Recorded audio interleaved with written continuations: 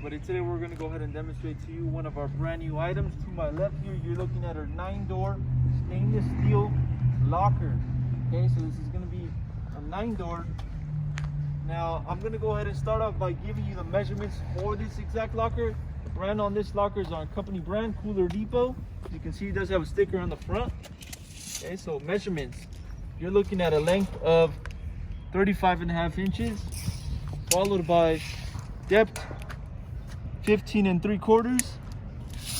Overall height,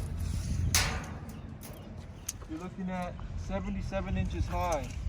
Okay, now I'm also going to measure the inside space for each locker. Okay, as you can see here, this will function with a lock. This doesn't work with key. This is going to be with lock, so you will have to get a lock in order to be able to lock these doors.